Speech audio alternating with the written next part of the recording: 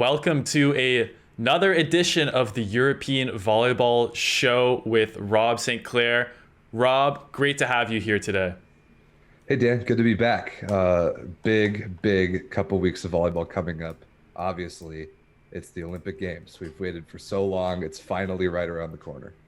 Yeah, we have kind of a special format for you here, guys, today. It's not going to be live, as you guys can obviously see if you're watching this video.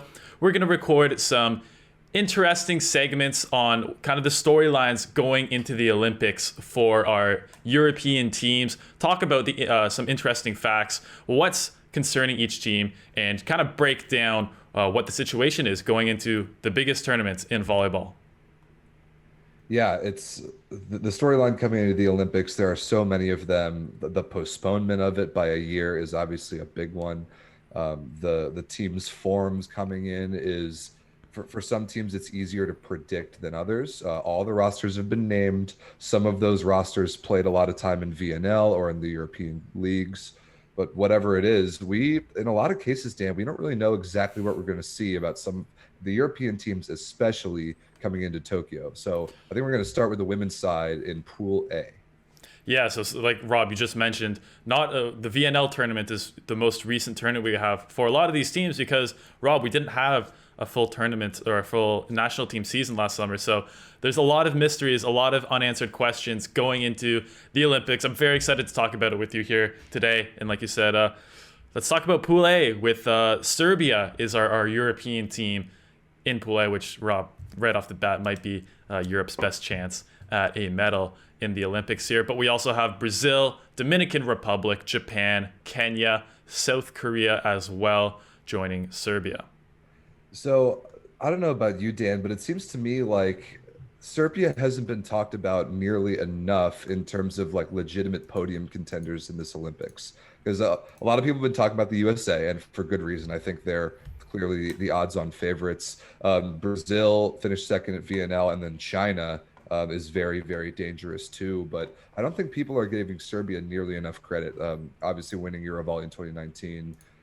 Having Tijana Boskovic, one of the best opposites in the world, having Maja Ognjenovic, one of the best setters in the world. We didn't see those superstars at VNL. So again, we don't exactly know what we're going to get out of this team. And maybe that's why they're flying under the radar just a little bit. But they're a legitimate podium threat. And you're not kidding. That might be Europe's best chance to get on the podium. Well, I think whoever's doubting Serbia, the women's Serbian team in this Olympics, is crazy. Because, Rob, let's take a look at their results since the last Olympics. First in the 2017 European Championships, first at the World Championships in 2018, then first again in the 2019 European Championships. So the three biggest tournaments that we've had since the last Olympics, Serbia has won all three of them. Yes, they haven't done well in Volleyball Nations League or World League, I think probably in 2017, but at the end of the day, they're not sending all the time their best lineup, their best roster to those tournaments. You see, that's been the Serbian strategy so far, is to rest their big important players during maybe some of the smaller tournaments, and then when it comes to something like a Eurovolley or something like a World Championships, that's when they bring their A lineup. All the girls are rested, they're ready to play, and that seems to have paid off for them very well so far. I mean, yeah, clearly that the tournaments that you mentioned that they've been able to win over the last quad are the tournaments.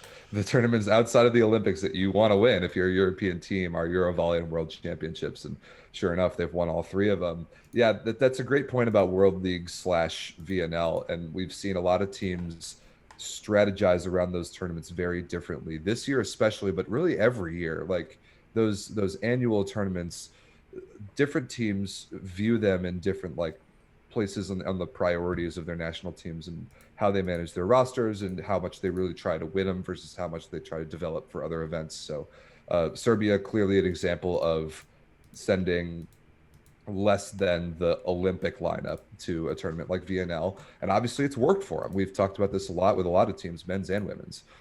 Serbia, you could argue that they kind of wrote the blueprint on that, at least in this quad, because of how much success they've had in the huge tournaments. Yeah, exactly. And, even at the same time, they get some of their younger players some more experience, some more ability to, the girls who are going to play in Eurovolley 21 and 23 and 25. I think it's valuable to have those girls get experience as well. But one girl who didn't really need to get that much experience because she's been playing at the top level pretty much since she started playing volleyball, Tijana Boskovic, who we actually didn't see. We haven't seen a little bit in a while, Rob, because we didn't see her that deep in the Champions League season or the Turkish League season, which playing for Chetsabatsi in Turkey, which is a little bit surprising from a player of Boskovic's caliber because we're used to seeing her Final Four Champions League. We're used to seeing her playing in the Turkish League finals because she is that dynamic, that talented of a player, and especially as a scorer. Rob, are you excited? Do you think Boskovic is ready, to put the team on, not on her back, but take a huge scoring load because they're going to need her to play at her top level? Well, I'm glad you brought that up because her season in Chetsabatsi this year, she was putting the team on her back, Yeah. especially with some injuries surrounding her. Like the other pieces of firepower that club team could have had weren't really there for one reason or another, especially in like the key moments in Champions League when I believe they ended up losing to Busto Arsizio in the quarterfinals. Yes, pretty early on for a club of that caliber. Exactly. So everybody in the gym knew the ball was going to Boskovic pretty much all the time, and fortunately for her on Serbia, first of all, she gets Maja Ognjenovic back, and that connection is truly special. And the firepower around her is just a little bit upgraded as well. You get Milena Rosic in the middle, who is sensational and didn't even play in the 2019 Euro Volley, if I remember correctly. We have Bianca Busa on the outside, Brankica Mihailovic on the left side, both Fenerbahce this past year. We would like to see a little bit more out of those two, Dan. I think you and I would agree on that to support the load that we already know that Boskovic is going to have to carry. But when you have Ognjenovic at the center spot, it doesn't really matter what you have around her. You know she's got the outlet in Boskovic. You know she can throw the ball into the middle from absolutely anywhere. And that is an element of the Serbian offense. It's going to be massive. Like compared to what we saw Boskovic doing in Turkey for club this year, I think her national team demand is a little bit different and will allow for a little more longevity perhaps in a tournament like the Olympics. Because when you need a kill in the late stages of sets, she's going to be the one to get it for you. But you might not need to ride her quite as hard from points 0 to 15 or 0 to 20. And that might make a very big difference, as we know the margin in the Olympics is so razor thin. Yeah, for sure. I think you went over a lot of the most important strategic lineup decisions. I think the lineup is fairly set for Serbia. I don't think they're gonna especially Ognjenovic and Boskovic are definitely the keys to the team, as you mentioned. Mihajlovic, it's interesting because she did win Best Outside Hitter in 2017 and the 2019 European Championship. So we know she's been able to play at an extremely high level and fairly recently. But you're right, maybe the last club season and then maybe the last half club season before that, maybe she hadn't recently gone into the same heights as we're used to getting from her, because she really is that that second offensive option behind Boskovic. She's really the player. Okay, you have your superstar, megastar in Boskovic, but then Mihajlovic has always been kind of that next X factor on the wings for Serbia. So Rob, what do you think of their schedule? What do you think is the most important game for Serbia in Pool A here? So good point. Looking at their pool, you mentioned Dominican Republic, the host Japan, Kenya, Korea, and Brazil. Obviously, Brazil is the biggest threat in the pool. Brazil, a very legitimate medal contender year in and year out.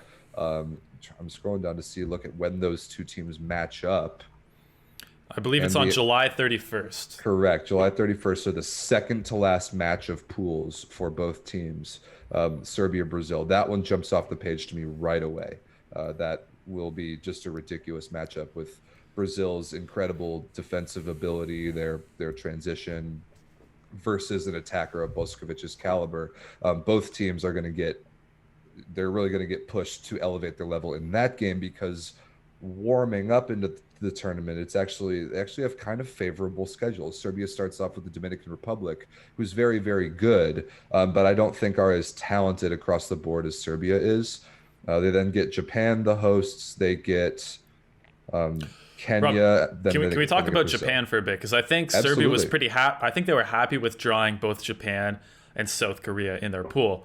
Both extremely talented teams. Both, especially in women's volleyball, are able to keep the ball alive, really mix things up, make things interesting, make it hard to score. But I think Serbia, with this just the huge size advantage that they're able to have, that they match up very well with Japan, and especially with the lack of blockers that Japan is able to throw up against Boskovic. You can see it doesn't matter what kind of defense scheme you have. It doesn't matter if you have the best back row outside hitters digging up balls. It doesn't matter if you have the best liberos in the world digging up balls. Boskovic, she just hits too hard. And she like there's and no over the top of blockers and over like the that. top, exactly. I mean, you see that with a couple of the other players we're going to talk about in our other segments. The most obvious comparison being Pauli Ganu, but I feel like Japan maybe plays better against more well-rounded teams where they can beat them in defense and scramble plays, but then still have the offensive firepower to counter that. But unfortunately, especially not even talking about the blocking in the middle, attacking from Serbia, I think that's a way better matchup for Serbia than maybe some of the European teams in the other pool. Completely. And Maya Onjenovic is going to have a field day against those Japanese blockers. It's also kind of a tough break for Japan because it's such a great volleyball country. Their fans are so supportive of their national teams, and home field advantage would be a big thing for them if there were going to be fans there. And I believe it was recently announced that there will not be at all. So all of Japan's home field advantage, at least in the arena, has been taken away. And for both the men's and the women's Japanese teams, that's definitely going to hurt. Yeah, it's going to hurt for sure. And before we end here, Rob, do you want to make predictions, your top 4 teams that will make it out of the pool? Right. So 4 teams make it out of the pool. I think Brazil and Serbia will absolutely make it out of this pool. If you're going to make me pick in which order, I'm going to pick Brazil over Serbia in that one particular matchup when they play head to head. We'll see how it shakes out for the rest of the pool, but both of them capable of making very deep runs. I also think Korea makes it out, and I'll give the edge to the Dominican Republic over Japan to make it out in the 4th spot, just barely.